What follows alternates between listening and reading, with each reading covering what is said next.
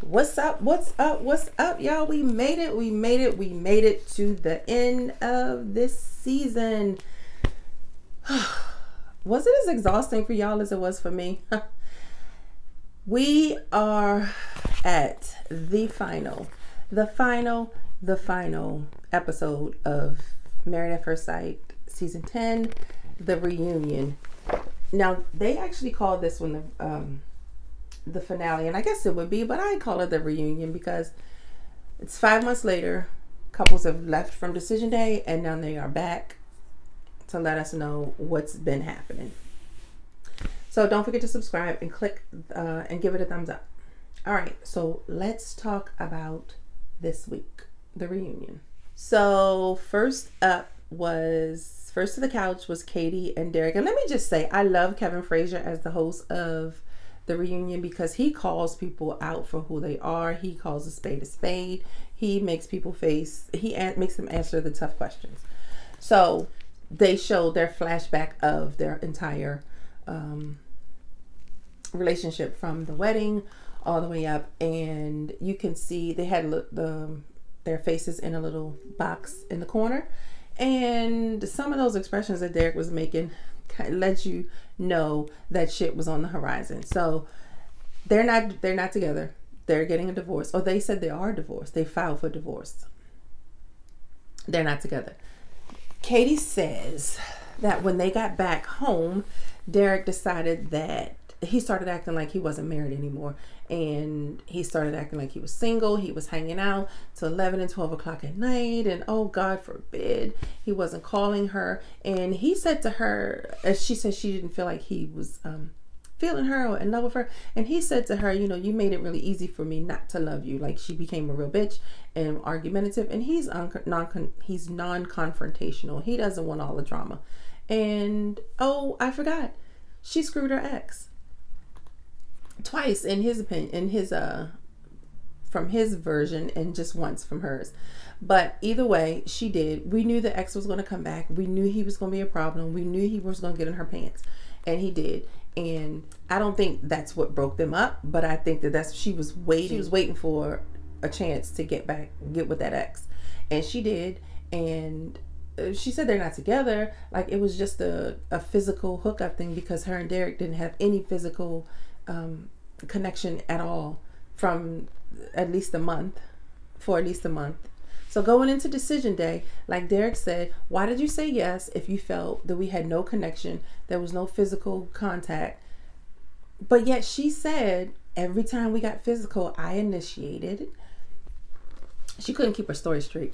That's what liars do. She's a liar. She's a lying little bitch, and she deserves what she got. She doesn't have Derek because she pissed him off, and she doesn't want to be with him. She doesn't have the ex because he just wanted to get in. He just wanted to know that he could cause a problem in her current relationship. And oh, she tried Zach, and just out of nowhere, her and Zach tried to go hook up and have a drink or whatever. And yeah, she doesn't have him. But I think she deserves somebody like Zach. She deserves a Zach to treat her the way Zach treated Mindy. Because Katie thinks she's a shit, that everybody should be falling at her feet. She made a statement that Derek was acting like he didn't have to win her heart, like he already had her. Bitch, who wants you? He don't want you. He didn't want you. And he said yes on decision day because he really honestly wanted to try. She said yes on decision day because she didn't want to look like the snobby little bitch that she is. Too late, ma'am. So Derek and Katie are not together. They got into a little snippy back and forth on the couch, and I'm glad Derek kind of stood up for himself. Like, she obviously has rubbed him the wrong way, and he's not taking it. He was going at her. And I was proud of him for that. I hope he finds himself a nice lady, a nice young lady that will treat him nice, fix him something more than boxed macaroni and cheese, and make him fall in love with her. Katie, you can kick rocks. Next up on the couch, Michael and Mika. Now, I got a message from one of my viewers who comments often, Mr. Washington. Thank you so much for being such a loyal viewer and a loyal commenter. I appreciate it. And he pointed me in the direction of a video that referenced some deception that happened with Michael and Mika. So apparently Mika's name is not Mika. She changed her name for whatever reason. I don't know if she running from the FBI, she in the witness protection program, or whatever it is. She changed her name. Her name apparently wasn't, her name change wasn't going into effect until January of this year. So at the time of the wedding, Michael thought he was marrying a woman named Mika Jones, and apparently that wasn't her name. So Michael filed for an annulment based on being deceived by production and fraud, and saying that the person that he thought he was marrying was not the person that he married. I'm willing to believe that production and the show itself kept them on because they knew that this would be drama. I wonder why they didn't bring that part up though. Like, what is her name? What is your name for real, ma'am?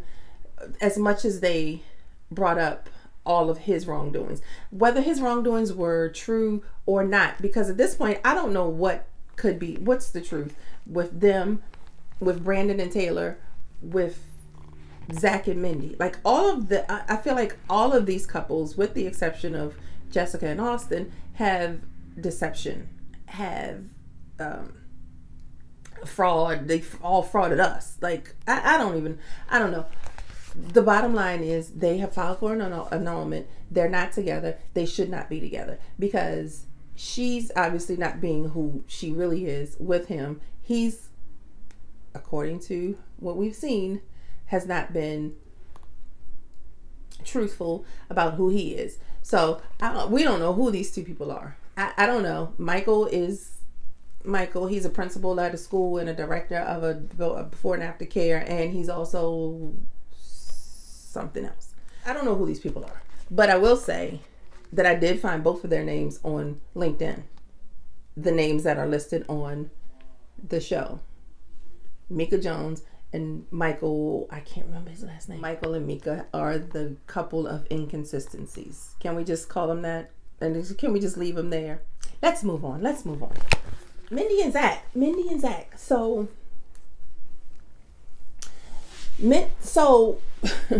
what does Zach say? Do y'all know what he said at all? He says a bunch of shit over and over and a bunch of, he's just running and had us on the hamster wheel again. Eventually he apologized to Mindy. I don't know which part he apologized for, but he apologized at some point for some part of, for her not being happy or having a good experience. He's had a ball. He said, I'm having a ball. I had a blast. That's because he was here. He was on the show for to be seen. They questioned him again about whether or not he was there for publicity. Of course he says no, but we all know different. But then we find out two things happen with them. One, Mindy's good girlfriend comes out, and I love this guy. I can't remember her name, but she's the one who really had Mindy's back. And she came out because they started talking about the situation with Lindsay. And I don't understand what attracted him to Lindsay, because Mindy surely looked better, in my opinion.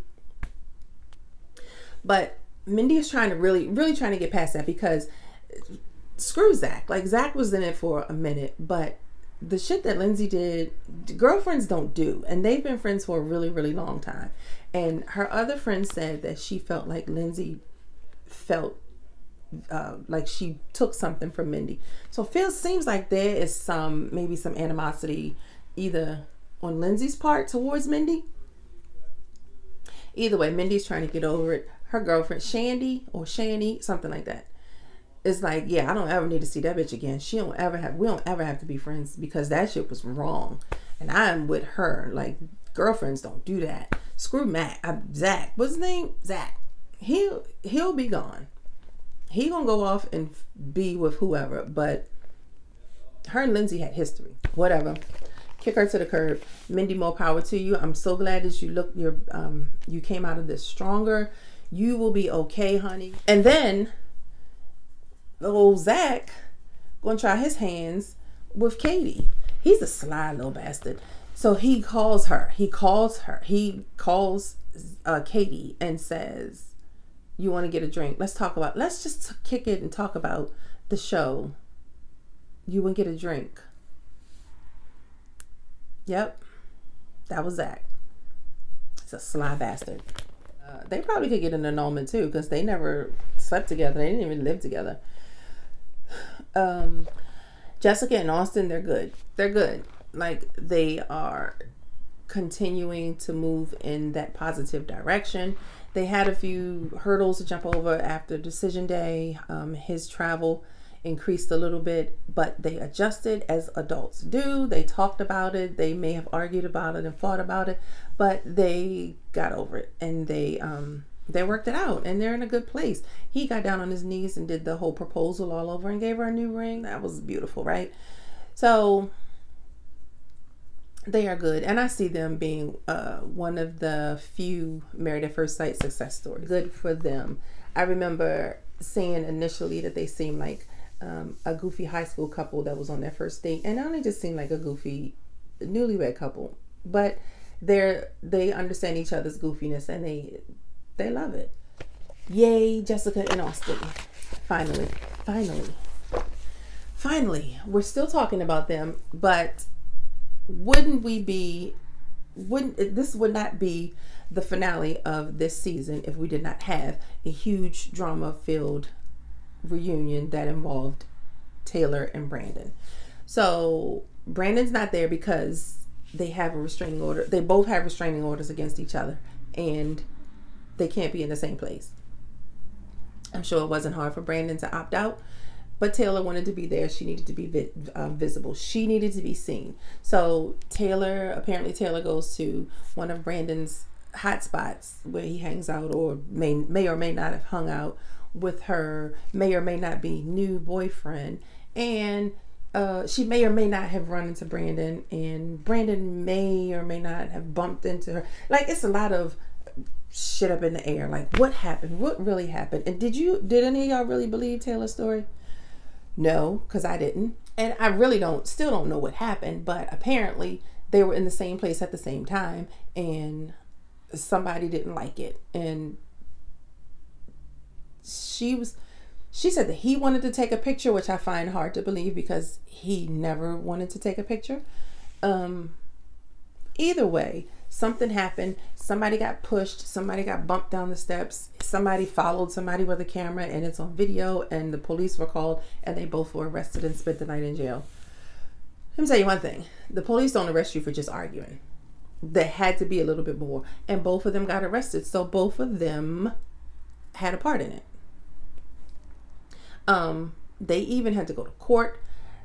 The cast members were involved. Like, it's the biggest shit show of them all. Michael gets mad because they ask him his opinion about it, and he doesn't want to speak for Brandon. Say your okay. Never mind. Mika has a whole lot to say, or whoever she is. She has a lot to say. She always has a lot to say about everybody else. Katie and Mindy were at the court hearing, and Austin looked the most uncomfortable on the stage. Like, it was just a mess, and I'm so glad it's all over for us, because if they were both charged and if it's on their records, like, it's not over for them. My hope for both of them is that they've learned some sort of a lesson. And watching Taylor tell her story, she hasn't learned. She's not going to learn anything, because she is so self-absorbed. She's so into her optics. Like, as much as as vain as I think she is, I don't understand why she didn't realize that thing that she was wearing on her head all season was not it. It looked like she kept adding more hair to it, adding more pieces to it, or something. It just looked not right. But anyway, I hope Brandon looks back, and maybe his family watch the season, and somebody can help him learn how to communicate and deal with his anger and anxiety. And somebody needs to check Taylor and tell her, look, you gotta take responsibility for your actions. You can't manipulate people into a situation that works for you. And that's what she's done the whole season. Like Taylor, Brandon, Michael, his wife, whatever her name is, Mika or otherwise, Katie, Zach. That's 7 people out of 10 couples. Out of 10 people, 7 out of 10 were bad. That's 70%. That's failing. This season failed. Married at First Sight in DC was a failure. I hope New Orleans is a lot better. Who's gonna watch? This girl. But we made it to the end, and I'm so glad you guys made it with me. Thank you, thank you, thank you for watching, for subscribing, for commenting, for all of that. I really, really appreciate you guys. So stay tuned for Married at First Sight season 11 in New Orleans. I'm looking forward to that one. And with that, I'm going to say bye, guys. Bye. Stay safe. Don't forget, stay safe. And if you live in Georgia, just be smart. Don't listen to them. Don't just run out in the streets and go to the hair stores. Be smart. Be safe. I love you guys for watching. Thank you so much. Mwah. Until next season. Bye.